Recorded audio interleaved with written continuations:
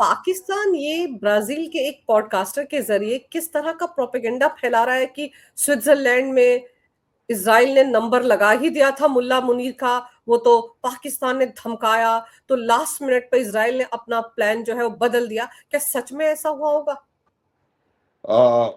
अंजू देखिए, सबसे पहले तो मैं आपको ये बता दूं कि मुल्ला मुनीर की जिस प्रकार की हरकतें रही हैं, वो निश्चित रूप से उनके एक दो नहीं, कई लोग इस प्रकार की तैयारी में बैठे हैं कि कब इनको निपटा दिया जाए।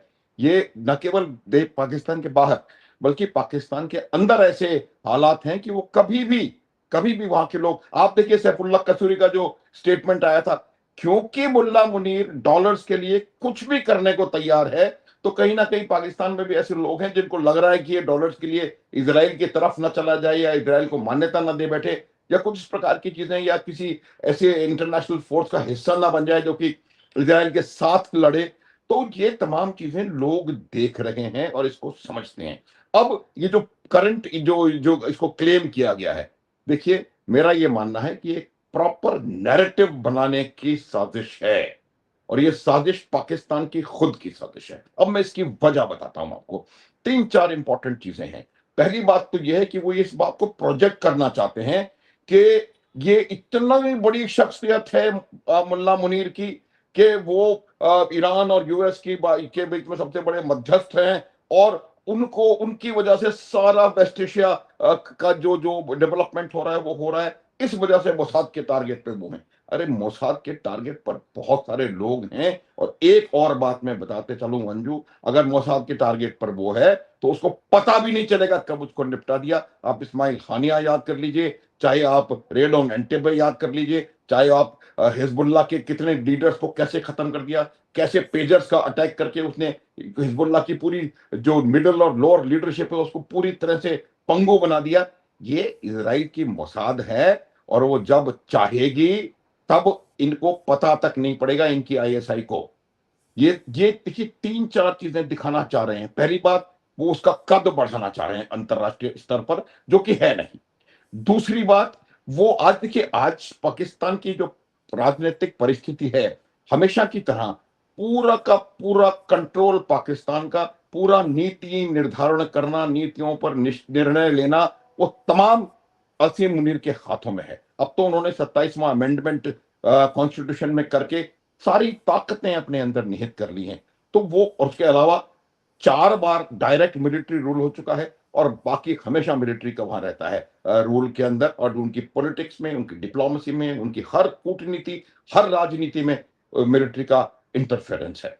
तो वो चाह रहे हैं कि किसी तरह से वो अपने मिलिट्री कमांडर का एक एक कद वहां पर बढ़ा सकें। दूसरी चीज है कि इस्लामिक वर्ल्ड के रक्षक, अब जैसे देखिए, क्यों इजराइल या यूएस उसके ऊपर हमला करने का प्रयास करेगा? क्योंकि अब उसको, उन लोगों को यह लग रहा है कि ये इस्लामिक वर्ल्ड का एक बहुत बड़ा रक्षक है। तो ये भी एक इमेज बनाने का प्रयास आईएसआई का, पाकिस्तान का खुद का है। मैं आपको निश्चित रूप से बता सकता हूं कि ये जो वाकया उभर करके आया है, इसके पीछे पाकिस्तान खुद है। इसमें कोई इसमें संजय संजय की गुंजाइश नहीं है। तीसरी चीज है कि आप किस प्रकार से इसका एक डिप्लोमेटिक एंगल बनाने की कोशिश कर रहे हैं।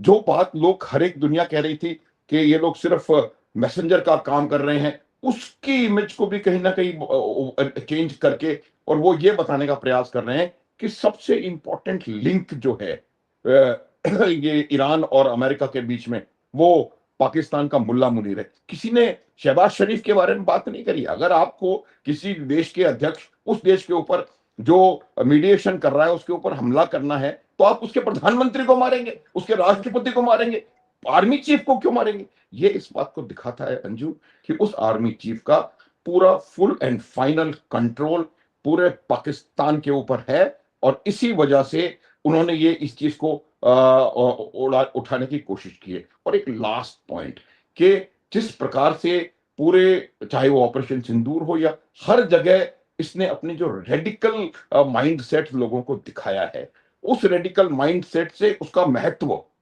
बढ़ाने के लिए आज आप हालत देखिए कि पीओजे के में क्या हालत है, खैबर पख्तूनख्वा में क्या हालत है, बलोचिस्तान में क्या हालत है, सिंध भी कहीं दूर से छूटा हुआ नहीं है। और उनकी हालत आप गिलगित बाल्टिस्तान में देख लीजिए, तो हर जगह जब उसकी उसकी भद्द उड़ रही है, तो ये उनको लगा कि ये मौका है उसकी इमेज को दोबारा स्थापित करने के लिए। तो मुझे लगता है इन 2-3-4 वजहों से पाकिस्तान ने खुद ये खेल खेला है, जो कि बहुत बुरी तरह से फ्लैट हो गया है। और अब वो तुरंत पाकिस्तान इसका वो करने लगे हैं, इसका डिनायल, और ये कह रहे हैं कि अगर आपने ये किया तो हम इजराइल को नक्शे से उड़ा देंगे। इजराइल को नक्शे से उड़ाने वाले बहुत सारे देश बहुत सारे प्रयास करके जा चुके हैं, 47 से लेकर के और आज तक 5-6 बार उसके ऊपर 10-10, 20-20 देशों ने मिलकर के हमला किया है, और हर बार इजराइल न केवल जीता है बल्कि अपना इलाका उसने उसमें इजाफा किया है। अब ये क्या है पाकिस्तान के लोग, तो ये एक घटिया देश की घटिया चाल, एक घटिया फील्ड मार्शल को उसका इमेज बिल्ड करने के लिए करी गई है मेरे हिसाब से। सर, मुझे लगता है कि ऐसा भी हो सकता है कि जैसे खमेनी जब मारा गया, तो पूरा का पूरा ईरान एकजुट हो गया उसके पीछे। पहले आप देखो किस तरह से लोग सड़कों पर उतर कर उसी खमेनी का ही विरोध करते थे। तो हो सकता है कि अब जिस तरह की इमेज पाकिस्तान के अंदर मुल्ला मुनीर की है, पूरा पाकिस्तान जल रहा है, ये पीस डिले करवाता फिर रहा है, अपने देश में पीस नहीं है। तो इसको लग रहा है कि कहीं ऐसा हवा बनाई जाए कि मेरे पीछे दुनिया के लोग पड़ गए, इजराइल पड़ गया, शायद पाकिस्तान के लोग भी इसको इंपॉर्टेंस देना शुरू कर दें। जैसे आप कह रहे हैं कि पाकिस्तान के अंदर भी बहुत सारे लोग बैठे हैं जो इसका नंबर लगाने के लिए हैं। और सर, अगर मोसाद सच में इसको टारगेट पर ले चुका है, तो फिर तो वो बताएगा थोड़ी पाकिस्तान को, या पाकिस्तान की इंटेलिजेंट एजेंसी इतनी महान हो गई कि उनको पता चल गया कि मोसाद ऐसा करने वाला है और उन्होंने प्लान भी चेंज कर लिया। मतलब पाकिस्तान जैसे देखिए देश तरह की बातें करे तो कुछ सोच के तो बोलना चाहिए। कौन हाँ, यकीन करेगा उनकी इन बातों पर? अंजू देखो, ये वही आईएसआई है जिसको सर्जिकल स्ट्राइक के बारे में कख नहीं पता पड़ा, उसके बाद बालाकोट के स्ट्राइक के बारे में एबीसीडी नहीं पता पड़ी, और ऑपरेशन सिंदूर में तो उनके जनाजे इतने लग गए कि उनको गिनने में परेशानी हो गई, और किस किस के कंधे पे कौन कौन चढ़ेगा। ये देखिए, ये आईएसआई की अपनी औकात है। वो सिवाय पड़ोस अड़ोस पड़ोस के देशों में आतंकवादी घटनाओं को बढ़ावा देने के लिए, और सिवाय टेररिस्ट ऑर्गेनाइजेशंस को सींचने पालने पोसने बड़ा करने के अलावा कुछ कर नहीं सकते। ये बात अभी नहीं, ओवर एंड ओवर अगेन ये बात सिद्ध हो चुकी है। देखिए, मैं आपको बताऊं कि ये पाकिस्तानी सेना की जो घरेलू इमेज है, और पाकिस्तान का जो सेनाध्यक्ष है उसकी जो घरेलू इमेज है, उसको बढ़ाने के लिए बिल्कुल निश्चित रूप से ये बात की जा सकती है। और मुझे लगता है वही बात है, और वो ये इस बात का प्रयास कर रहे हैं कि जिस तरह से आप देखिए, मैं ये कोई कहने की बात नहीं है, सेना में डिसकंटेंटमेंट है, आर्मी के अंदर लोग ऐसे हैं जो कि असीम मुनीर से कहीं ना कहीं सहमत नहीं है, उनको भी दबा करके रखा हुआ है आपने। क्योंकि उसी सेना में बलोच लोग भी हैं, पश्तून भी हैं, उसी सेना में पीओजे के लोग भी इन्होंने जबरदस्ती भर्ती करके रखे हुए। तो मेरा ये मानना है कि ये एक बिल्कुल निश्चित रूप से ऐसा अटेम्प्ट है कि वो जो कि पाकिस्तानी सेना और असीम मुनीर दोनों की घरेलू इमेज को उभारने के लिए और उसको बेहतर करने के लिए एक स्टंट उन्होंने ट्राई किया है। और ये बात बिल्कुल निश्चित है कि वो ये बताना चाहते हैं कि पूरे अगर इस्लामिक दुनिया का एक कोई बेताज बादशाह और उसका रक्षक है, वो असीम मुनीर है। और इसीलिए आप देखिए, वो कभी इस्लामिक नाटो की बात करता है, कभी किसी चीज की बात करता है। ये तमाम चीजें जो हैं वो सिर्फ सिर्फ और सिर्फ नेगेटिव इंटेंशन से की जा रही हैं। बिल्कुल आप लोगों के देशों के बीच में तालमेल होना चाहिए, बिल्कुल क्यों ना हो, लेकिन उसकी इंटेंशन जब गलत होती है, तब उस प्रकार का तालमेल जो है वो सही नहीं समझा जाता। और वही वो प्रयास कर रहे हैं, उसमें तुर्की को शामिल करने का कोशिश कर रहे हैं, उसमें इजिप्ट आ रहा है। तो इस प्रकार से आपको देख आगे जाके चल के सऊदी अरब है, आगे चल के देखने की जरूरत पड़ेगी कि ये क्या टर्न लेता है। और ये जो फंडामेंटल जो गैप नजर आ रहा है, शिया सुन्नी जो इशू है, आप देखें किस प्रकार से इसी असीम मुनीर ने शिया समुदाय के रिलीजियस क्लरिक लीडर्स को क्या कहा था कि अगर आपको ईरान से इतना ही स्नेह है तो आप ईरान चले क्यों नहीं जाते। ये इस प्रकार का रेडिकलाइज्ड आदमी है।